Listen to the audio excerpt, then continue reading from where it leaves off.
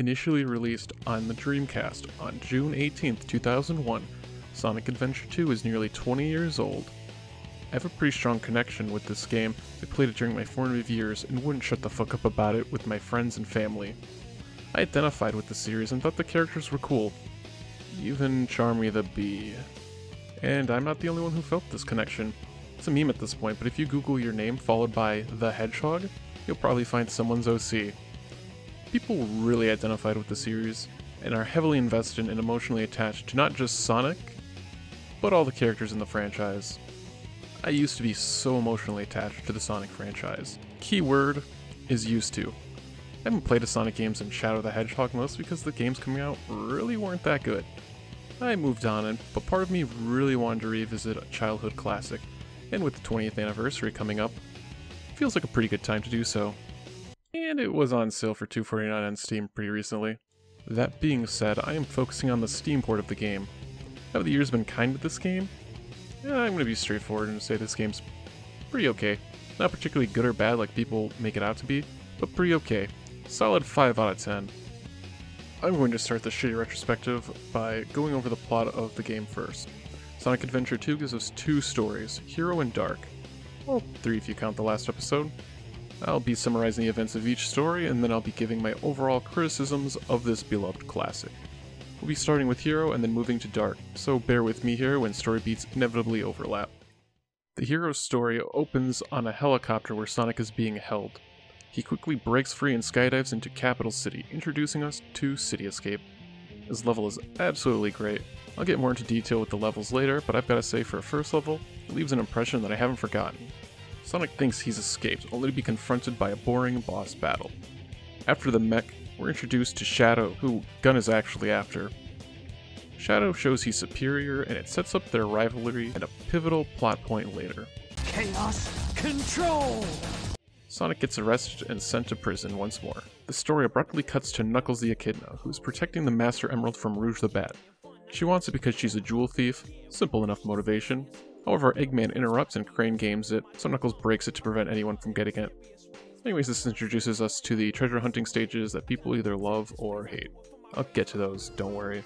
Meanwhile, Tails decides to violate international law and break Sonic out of prison. However, Amy suddenly appears on an aircraft carrier, and Tails transforms his plane into a mech to protect Amy from Eggman. And now we're introduced to mech levels with Tails. Amy and Tails visit Sonic's cell and break him out. They escape. However, Sonic encounters Shadow the Hedgehog in the jungle, and they fight once more, with Shadow declaring he is, in fact, the coolest. I'm the coolest! After they fight, we find out the island is going to blow up, so Sonic and friends have to escape the island in under 8 minutes. With 6 Chaos Emeralds, Eggman blows up half the moon with the space colony Ark's Eclipse Cannon, but like a sewer mutant, Knuckles explodes out of a manhole and into the plot. Tails then declares he can track Eggman's signal through the president's limo and hunts him down in an unimpressive go-kart stage. Tails is able to track Eggman's location to an undisclosed desert area through the president's limo. Knuckles is only tagging along to find Rouge because he wants his emerald pieces back. In order to get to the Ark, the heroes steal a rocket ship. It's not themed or anything. It's just kind of boring generic rocket ship. It's also established that Eggman has a teleporter to the Ark in his base. It's a space transporter. But we need Knuckles to lose the emerald pieces again so he and Rouge can treasure hunt in space. Rouge and Knuckles have a final showdown for all the emerald pieces. However, Knuckles saves Rouge from falling to her death, and she returns all the pieces she's collected to him as a token of gratitude. Meanwhile, Tails just now introduces the audience to his fake emerald, which can destroy the Eclipse Cannon. Amy is left behind and says "fun" with a weird reverb. I don't know why. Just does. And have all the fun! Eggman then holds Amy at gunpoint, captures Sonic, and tricks Tails into confessing the emerald is fake. He then fires Sonic into space, presumably killing him. Eggman and Tails have a final showdown where Eggman is able to sneak away with the last emerald. You thought Sonic was dead? Nope, he uses Shadow's Chaos Control with the fake emerald Tails made, and rushes to the control room to sabotage the cannon. However, Shadow intervenes and the duo have a final showdown. Sonic is able to stop the cannon from firing and looks like a smug asshole in the shot, and thus ends the hero's story. Dark Story opens on Prison Island, where Eggman makes his debut as a playable character. Like Tails, he too is in a mech with similar mechanics. Eggman infiltrates the gun base, reaching his grandfather's, Gerald Robotnik, secret weapon, Shadow the Hedgehog. I will grant you one wish. I want a video game where you are the main character. Oh no. Oh no. Eggman is told to meet Shadow on the Space Colony Arc, and he agrees to do so. He then goes back to his base, but first fucks with the Master Emerald like we saw before. At this point, Eggman sees that Shadow stole a Chaos Emerald, but the news report says it's Sonic. I also just want to mention that Eggman casually scratches his ass like some sort of slack-jawed Neanderthal, and I love it. We then find out Shadow's backstory and motivation. Revenge. Gunn killed Maria and a bunch of other people on a raid on the Space Colony Arc out of fear of Gerald Robotnik's work, which is why he ultimately wants revenge. Anyways, Shadow and Sonic meet, same thing as before. We cut to Rouge breaking into Eggman's base and teleporting to the Arc after him and Shadow, declaring it's her mission to find out what they're up to. Team Dark is all together in the Eclipse Cannon's control room and plan on gathering the remaining Chaos Emeralds, 3 of which are on Prison Island. This is why Team Dark was on Prison Island before. During the raid on Prison Island, Rouge gets trapped in a locked safe with the bomb close to detonating. Shadow has a flashback to Maria and rushes to save her, rescuing her with the Chaos Control just as the island explodes. With the 6 Chaos Emeralds, Eggman destroys half the moon as leverage to conquer the world. But no one really cares. In order to fully charge the cannon, Eggman needs all 7 Chaos Emeralds. We then see Rouge is working for someone else. Rouge also accesses the computer to find out what Project Shadow is, only to find pictures of a lizard that lives in the basement. She then sees the heroes and decides to go to space and collect some emerald shards. However, she encounters Knuckles and they fight like before. Back on Earth, Eggman detects 2 Chaos Emeralds on the Arc and knows one is a fake. This is how he's able to trick Tails into confessing one is a fake and quote-unquote kill Sonic. Anyways, Tails and Eggman fight just like before. Meanwhile, Rouge is fucking around in the cannon's control center where it looks like she's about to steal the Chaos Emeralds. Shadow cuts in and somehow knows Rouge is a freelance spy working for the president? I don't know how he knows, he just does. Anyways, Rouge confronts Shadow on the ultimate life form, showing him the picture of the lizard. Shadow then goes to stop Sonic without stopping Rouge from taking any of the emeralds from the cannon. Rouge very clearly states to the audience that Shadow's memories may not be real, but he doesn't give a single fuck. Again, Sonic and Shadow fight, and Eggman sneaks off with the last Chaos Emerald. Only this time we see Eggman getting ready to fire the cannon at the end, with the warning screen flashing. And that concludes the Dark story. And with both Hero and Dark story summarized, let's move on to the last episode, which is unlocked after both stories are completed.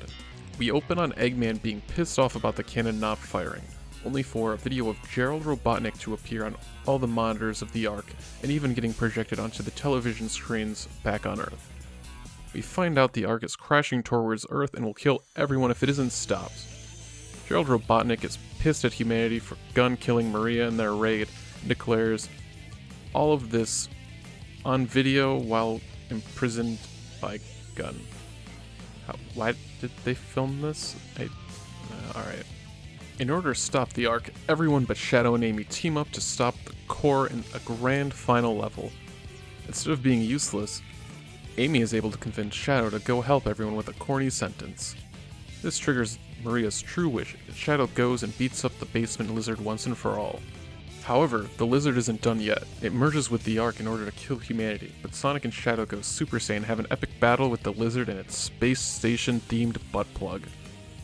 In the end, Shadow doesn't have enough energy and plummets back to Earth, dying a heroic death.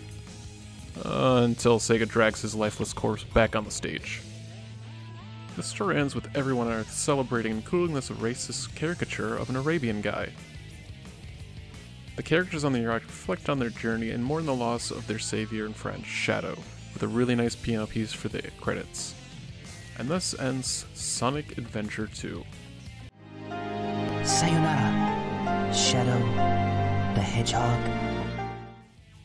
And with the plot summarized for those who haven't played it in a while, I'd like to get into my main criticisms of the story. My first major criticism being how Sonic and Shadow are mistaken by the military. Yes, I know this has been beaten to death already, but it's really hard to believe they'd get someone like this and this confused with one another. Hell, even Amy confuses Shadow for Sonic somehow. How can she not tell the difference? There isn't a lack of contact with hedgehogs because we know Amy lives as a normal citizen in Station Square, and presumably there are others too. It's just really contrived to get the plot going along and just flat out dumb. I assume the main defense for this argument is something along the lines of, "It was nighttime and Shadow was moving very fast. How could the military tell the difference?" And you might have a point, but they clearly have an image of Shadow on the news, and his face is in shot. I just don't fucking buy it. Gunn was being reckless when they arrested Sonic like they were when they committed mass murder on the Ark 50 years ago. They didn't want people knowing Shadow existed, so they told their troops to capture Sonic. No, this is dumb. If they didn't want Shadow's existence known, and they were willing to kill innocent researchers and a child, they should have killed Shadow while he slept in a cyberpunk-themed coffin, or launched it into space. Misleading the public and your own troops on a criminal is a good way for them to get away and continue to cause problems. Enjoy your moonlit picnic now, asshole. Oh. Another issue I take with this plot is Rouge the Bat's whole double agent subplot. And yeah, it's shown in-game with her talking to her boss in a few cutscenes as well as her own dialogue. That's fine. However, what bothers me about this is the fact that she fucks her client once and nearly fucks him twice. Not like sexual intercourse, but like she... Alright, never mind. Seriously though, Rouge's mission to uncover what Eggman's plan is, as well as to uncover the truth about Project Shadow, works just fine. Her being an agent explains how she knew where the Chaos Emeralds were, which makes sense again. She stole them from her employer, which is a little yikes. Don't bite the hand that feeds you, but you know, whatever. She's only interested in jewels, she'll get paid, so I understand her motivation here.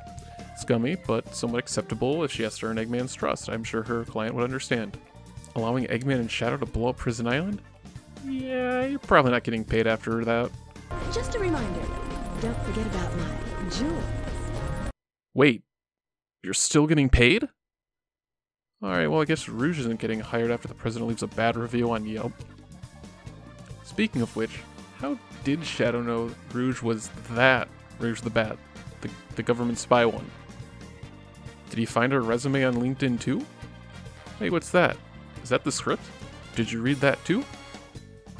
Not to mention, Rouge was left alone with all the Chaos Emeralds, so you'd think she'd steal them and run away with the data that she gathered on Project Shadow. Maybe even sabotage Eggman before he could successfully get all 7 Chaos Emeralds, you know, like a good spy would do. But nah, just kind of stood there with her jaw agape. Moving on from Rouge, another pretty big issue I have with this game's plot is Sonic's Chaos Control. It's a complete assball, honestly. And yes, I'm aware, Sonic uses the Chaos Emeralds to get superpowers and fights a god in the previous game. It's not my problem. My problem stems from the fact that this was actually never properly set up in the story. In Creative Writing 101, they teach you the simple idea of setups and payoffs. The writer intentionally draws the audience's attention to an item, a personal strength or weakness, or an ability they have, and in this case, it's Chaos Control. Chaos Control! There's a reminder of said setup around the midpoint of the plot. Then the payoff comes in when the protagonist is able to overcome that weakness, use that personal strength, ability, or item. Keep in mind there isn't always a reminder, as it ultimately depends on the length between setup and payoff, and I'm using the rule of 3 here to make it simpler. So let's use Sonic Adventure 2 as an example of this model. Sonic sees Shadow use Chaos Control at the start of the game. He tries to mimic Shadow with Tails' Chaos Emerald to find the President, but fails, resulting in Tails having to track the President's limo himself. The payoff would be where Sonic uses Chaos Control with the fake Emerald and successfully pulling it off, giving us the emotional satisfaction with the story setup and payoff. Using that simple model would have actually really improved upon that scene, making it far more satisfying to see our hero survive a death trap. Instead, we just get an assball with little logic behind it. I say a little because again, I think Sonic's use of Chaos Energy could allow him to do so, but I really think it could have been a lot better with a proper setup. Funny thing is, Shadow's character arc uses this exact model. On the bridge before Radical Highway starts, Shadow's memories of Maria are shown, setting up his motivations for revenge. However, in White Forest, Shadow has a flash of Maria and runs to save Rouge, who is trapped in a safe, rescuing her just in time. We're seeing Shadow slowly start to uncover his own memories and Maria's wish without him realizing it. Our payoff is when Amy's bad speech makes Shadow realize Maria's true wish for him, causing him to shift sides and help the others. And you know what? Gave us an emotionally satisfying ending to Shadow's character arc. And my final major complaint is Gunn and Gerald Robotnik have some serious explaining to do. I went insane! Oh. Okay, never mind then, you're fine. I'm really confused about how Gerald was able to do anything. First, how did he upload that video on the Ark when he was clearly arrested by Gunn and in a prison cell? Did Gunn feel bad for him and upload it on their own? How did he rig the Ark to play that message? Was it a visual metaphor? Oh, no. We see the same message played on Earth. How did he manage to do that? More importantly, how did Gerald alter Shadow's memory when he was arrested? I would have assumed that he was arrested during the Ark incident 50 years ago, meaning Maria would have been dead and Gerald arrested. Did Gunn let Gerald near Shadow, giving him a chance to alter his memory? How did Gerald rig the Eclipse cannon to crash towards Earth if he was arrested when Maria was killed? How did he do any of this? Was Gerald allowed to live on the Ark for a few days after Maria's death, giving him a chance to do any of this? Why? The Ark's big place. Maybe he just crawled around the vents and hid like a goddamn xenomorph. If you know the answer to any of these questions, please email me at idon'tgiveafuck@yahoo.com. Okay, done joke stealing now, I promise. The actual answer to any of these previous questions is we simply don't know. We don't know the answer within the actual context of the narrative. It's never touched upon in the story whatsoever. And no, a comic book, anime, movie, or later games doesn't give this a pass. Right now we're looking at Sonic Adventure 2's plot, not the whole canon. Within the scope of the narrative, there's no explanation given to us. And get that fucking wiki out of here. Honestly, my best guess is Gunn invaded the Ark, killed everyone else, and left Gerald to continue his research without supervision, and then came and executed him. But why? That doesn't make any sense either. If you're going to kill him, do it before he has a chance to strike back. You killed his granddaughter and friends, and he's armed with a space laser. Of course he's gonna seek revenge on you guys. Or better yet, keep him in a supervised environment where he can't cause the end of humanity. And maybe, just maybe, if he threatens to kill everyone as an act of revenge by using the Ark during his videotape's execution, take him seriously. You know what, I really think Gunn is just incompetent at this point and should no longer be publicly funded. Overall, I'd say the more cartoony logic of Sonic Adventure 2 clashes with the more serious tones. Gerald's execution tape followed by Sonic and Shadow flying in open space with butt rock playing in the background really doesn't mesh well in terms of tone. That's not to say Sonic games can't be serious while having that cartoony flair to it. I think there are subject matters, like child murder, that clash with the game's carefree tone set by Sonic's attitude. It really feels like this was a first draft and nobody really cared to fix these things. And yet, I find the story to have a weird charm to it because of how bad the presentation really is. We're gonna crash this thing if you keep that up. Oh no! Don't touch that lever! Whoa! Maybe I'm too harsh on this story? Yeah, probably. But the only reason I really went so hard on the writing here is because I've heard so many people say the story is great. No, not even for video game standards. And saying it was 2001 doesn't dismiss this. Sonic Adventure 2 was released 5 months before Metal Gear Solid 2. And Metal Gear has solid voice acting and stellar writing. And I know I said I was only going to talk about Sonic Adventure 2's story within the context of the game itself, but I really have to mention how ineffective the narrative is now. That previous gag with the moon earlier demonstrates how there really are no consequences from this game. Shadow's sacrifice, while heroic in the narrative, means absolutely nothing since he returns in the next game, Sonic Heroes. None of this really even matters in the end. Let's be real here, this is a Sonic game. No one signs up for a plot that will rip your heart out. We're here for fast-paced gameplay and a good time. Speaking of which, how is the gameplay? Sonic Adventure 2 has 3 playable characters for each story that mirror each other in gameplay. We have speed stages with Sonic and Shadow, treasure hunting stages with Knuckles and Rouge, and mech stages with Tails and Eggman. I'm going to go over speed characters first, so that's Sonic and Shadow. I would be very upfront and say these are my favorite characters to play and control. They gain momentum quickly and they're responsive. It genuinely feels good to play as Sonic and Shadow. I should go over their movesets before continuing. Aside from running quickly, each character has a homing attack. Pressing the jump button again while in mid-air allows for the character to fly at the target, attacking it. Pressing the action button allows for Sonic and Shadow to somersault, and holding the action button allows for them to use a spin dash. They both get power-ups to give them a bigger move roster, and some are hidden in levels that have to be revisited with your new abilities. Both Sonic and Shadow get the light speed dash, which allows for them to dash through a line of rings, and they both get the flame ring, which gives them a somersault that breaks through metal crates. Sonic gets an exclusive upgrade, the bounce bracelet, which is basically a ground pound, but it can be used consecutively to gain more altitude and act as a high jump. Sonic also gets the magic gloves, which turns enemies into little orbs, I guess? I never used this. There's also Mystic Melody, but that's available for all characters, and I feel as though that's not as important as it doesn't really impact the overall gameplay feel. I did say Sonic and Shadow control well, and that's true. However, I did have a few minor issues with the game, the first being the 8-directional movement, which is true for all characters. 8-directional movement is somewhat self-explanatory and the character cannot move freely, but in 8 directions instead. This didn't ruin my experience, and from what I can tell, this might just be an issue on my end. Either way, I thought I'd share it. I also find the homing attack to be a little frustrating at times. At first, it felt like I was missing targets that I was in range of, and part of this is probably my fault. The problem stems from a lack of control of what I'm targeting and whether or not I know I'm targeting what I want to target. On my initial playthrough, I had several instances of not knowing what I was attacking or what I was in range of, resulting in my death. I'm thinking of the Biohazard fight in particular. I had difficulty getting Shadow to go where he needed to, but as you can see from the current footage playing, I got better at it. The more experienced you are with these characters, the better it feels to play. And I know that sounds really obvious, but I was genuinely not having fun on my first playthrough, but when I was gathering footage on a second playthrough, I found myself having a better time, and I think that's why a lot of people are so quick to say these games suck. People don't know the range of their attack or how the lock-on works. Therefore, it's the game's fault. Honestly, I don't fault people for this logic either. The game really should give me more control into what I'm attacking instead of auto-targeting an enemy.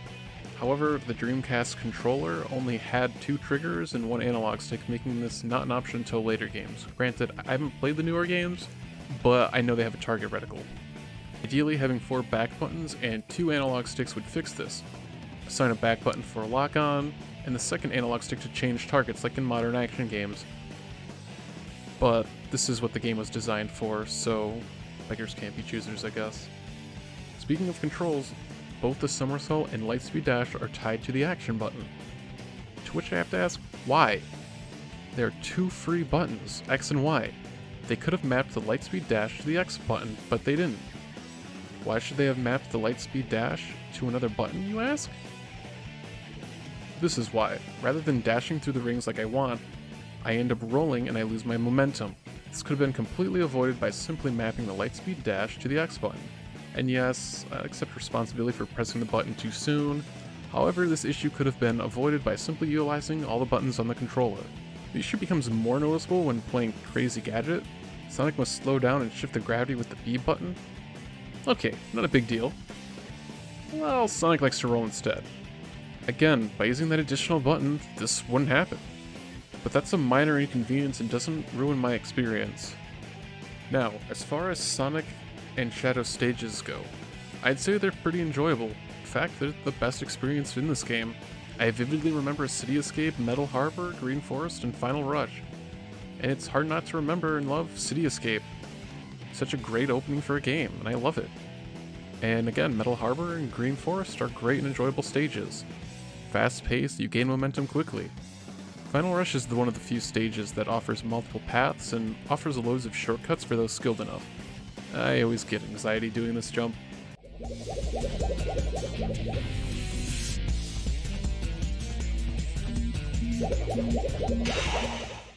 My biggest complaint about Final Rush are these rings that look like they lead to the rail, but if you lightspeed dash, you get thrown off a cliff. It's weird because they're slanted upwards and they look like they might put you on the rail, but they don't. Pyramid Cave and Crazy Gadget are the other two Sonic stages, and if I'm being honest, these two aren't bad, but not particularly good. I don't know why, but I hate the color scheme of Pyramid Cave, and the timed door gimmick isn't particularly interesting or challenging. I know a lot of people will complain about having to fetch a key to open the door, but I really didn't take much offense to this as Sonic still gains a lot of momentum. Again, it's not bad, but it's not good either.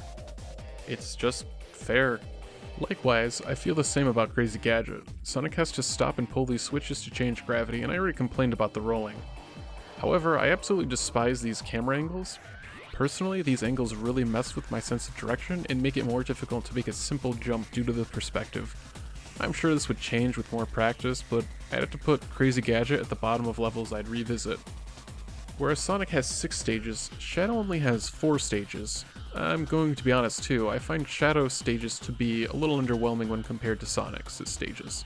Radical Highway feels too disjointed from the world. Like, let's compare Radical Highway to City Escape. Is that fair? Nope. But I'm gonna do it anyways. City Escape, Sonic is blasting through a town with cars and buildings. Yes, there are loops and ramps set up in this street.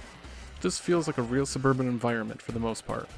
Radical Highway is a highway floating in a void with a city skybox around it.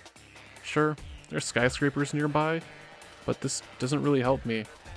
I think White Jungle is a great stage. I like the music and the urgency, but Sonic has an identical level, and this may ruin the aesthetic if you play Sonic stages first.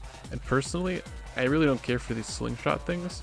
I know they're for spectacle, but I just really don't think they're that great.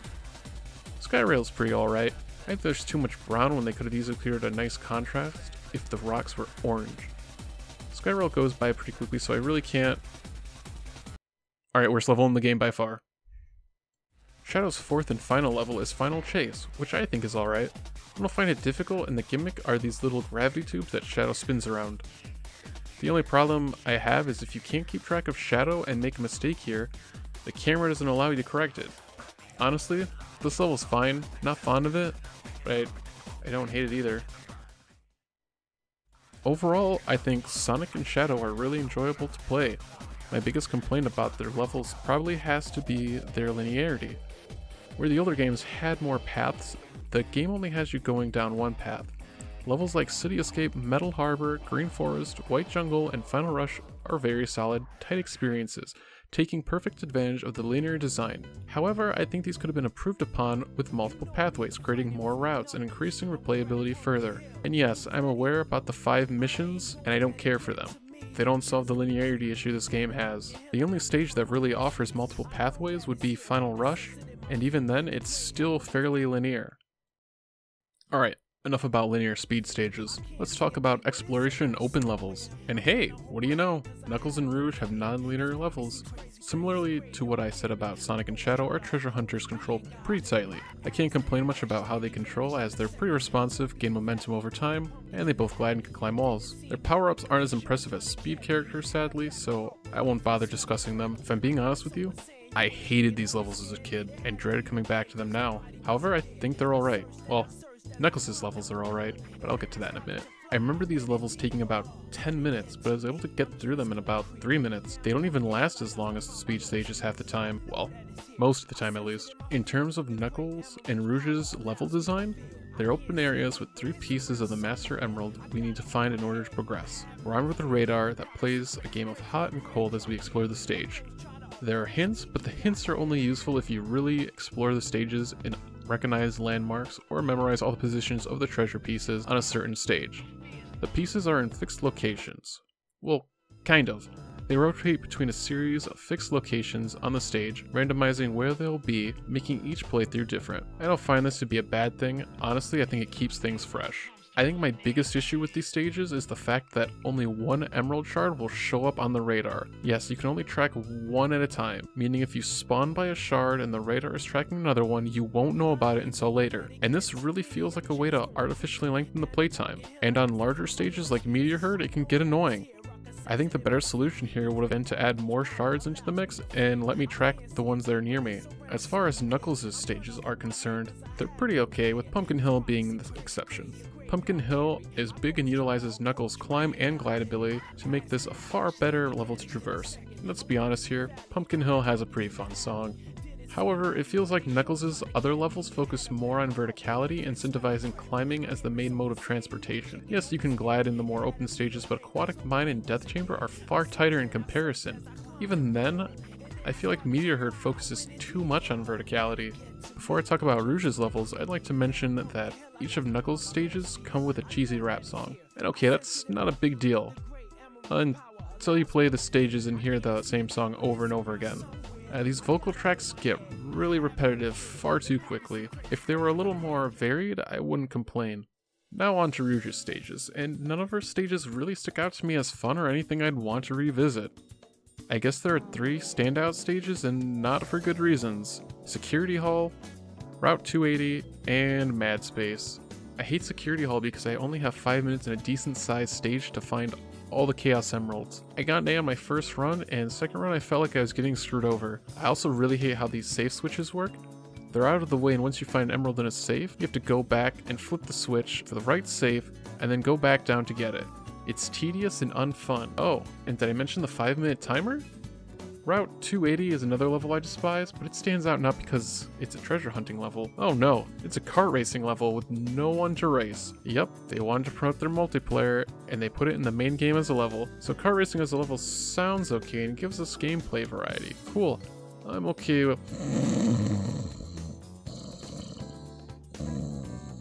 In case that was too subtle for you, the kart levels are incredibly boring. I think Tails' kart level is a lot worse because there are no obstacles to avoid, and I feel like I wasted 3 minutes of my life playing this. Oh hey, a ramp! Oh.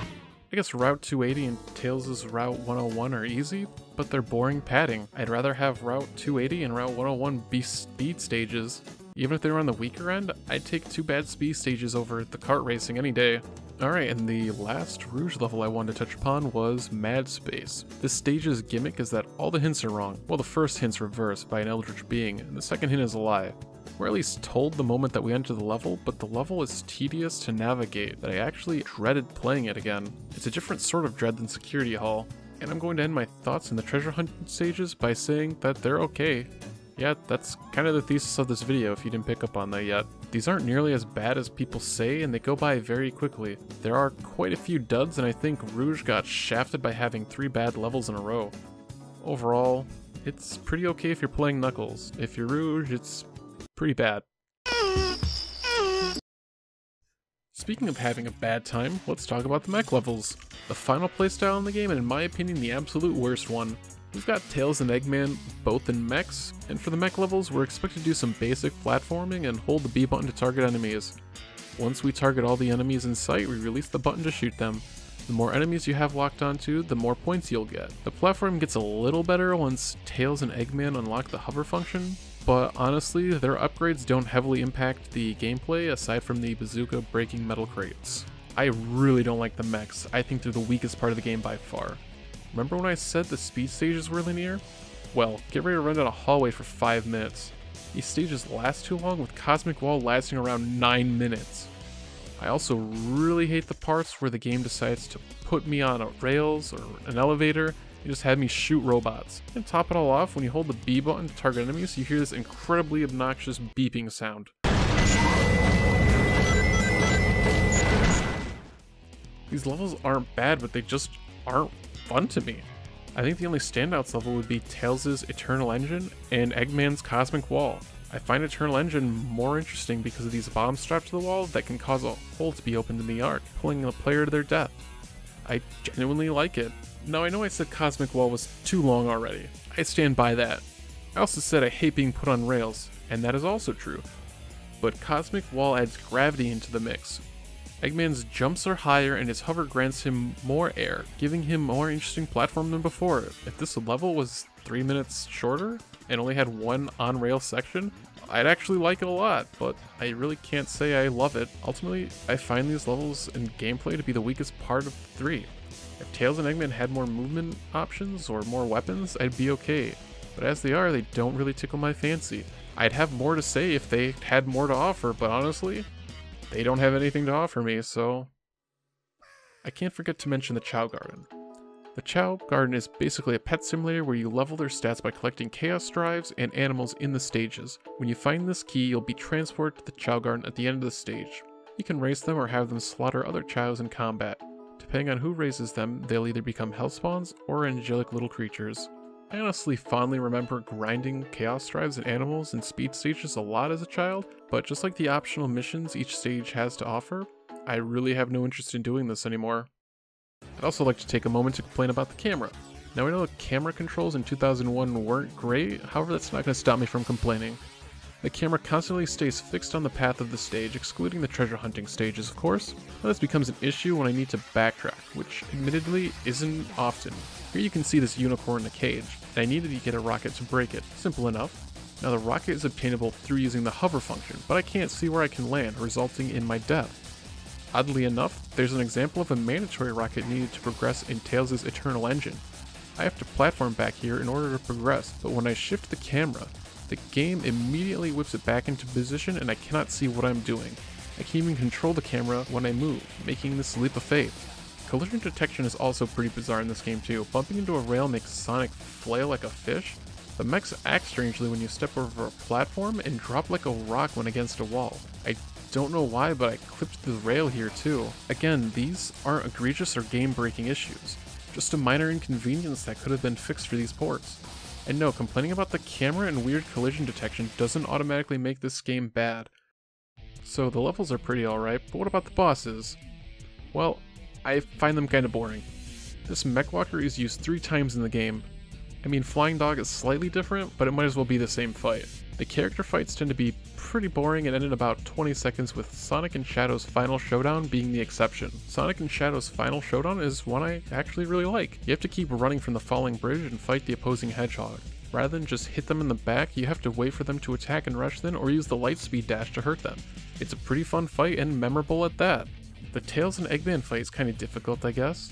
They shoot these big lasers that are difficult to dodge, but I never feel like I fully understood the mechanics of this fight. Instead, I feel like I've just got kinda lucky after a few tries. Knuckles and Rouge have a fight too, and it's a fight.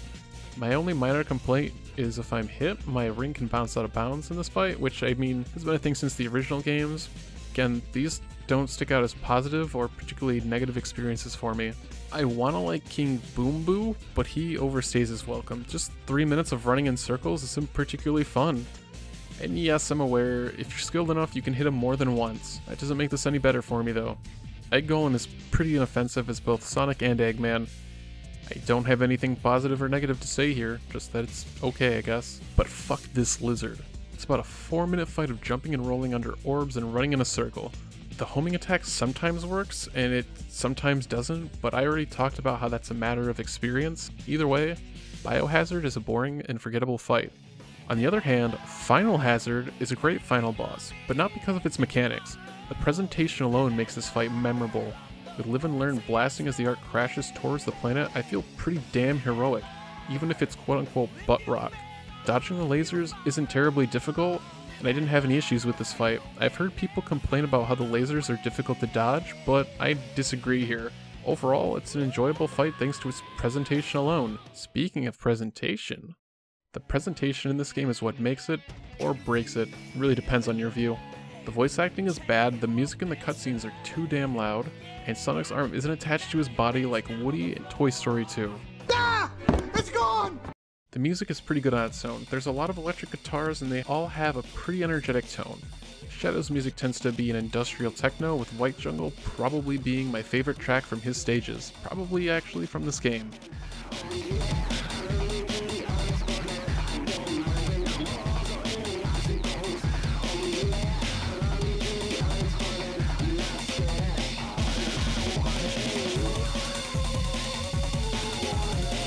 As I said earlier, Knuckles has these rap songs that play over his stages that got annoying for me because of how vocal heavy they are. Rouge has some sweet jazz with some vocals, but they aren't too distracting. Personally, I would have preferred just the jazz with no vocals, but as it is now, I think it's fine. Each character also gets their own theme song, and I wouldn't listen to any of these in my car or before class. Honestly, Sonic's theme song sounds like something that'd be playing in a modern church service to be hip with the youth.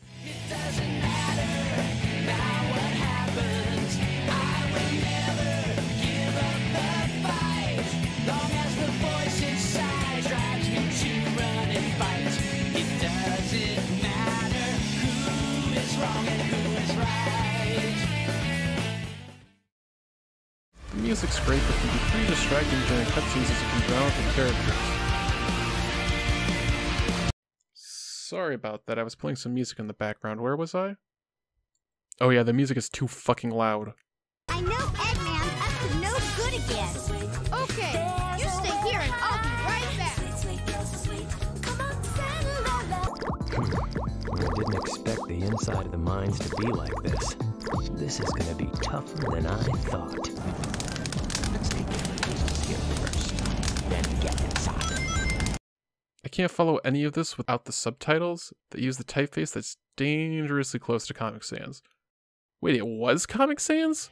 I'm aware these issues weren't on the Dreamcast, appeared on the GameCube port, and were made worse on the PC port.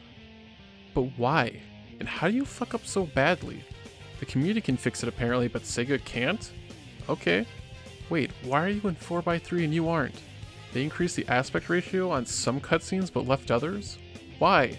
And why can I see something in the corner here? Did it look bad so they tried to cover it up, only mixing by a few pixels?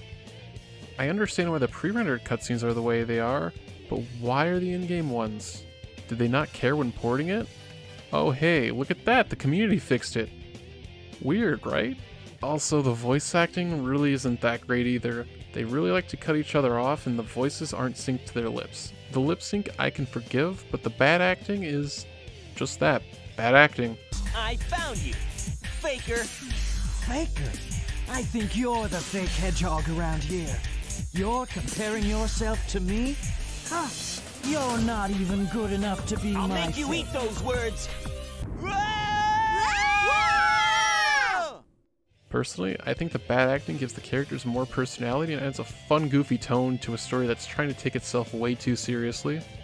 And no, saying that Japanese voices exist doesn't excuse the bad English voice acting. Shit! Sonic, you can't say that! Oh, whatever, I guess. They don't care, why should I? In the end, my experience with this game has been pretty okay. I can't say this game is amazing, let alone good. Treasure hunting's okay at best, and awful when it's Rouge. I find the mech stages to be a bore and rarely engaging, but it's mostly the prior. I was laughing at the story and its presentation, and then I was mostly indifferent or unfazed by the other playstyles. Honestly, I used to identify with this game pretending I was a purple hedgehog Sonic clone running around in my backyard. Thank God I didn't have access to DeviantArt when I was 10 years old. Honestly, coming back to this game was pretty intimidating because of all the polarizing opinions I've seen posted online. And the thing is, they're both kind of right. There are redeeming parts of Sonic and there are parts that absolutely belong in the trash. It's a 20-year-old game and will continue to age. Aging isn't inherently a bad thing, everything has their moment in their respective time, and Sonic Adventure 2's moment was 20 years ago. Either way, what do you think of Sonic Adventure 2? Dumpster Fire or Untouchable Saint? Let me know in the comment section below. Like and dislike the video, slap that subscribe button, smash that notification bell, and I'll see you in hell. Bye.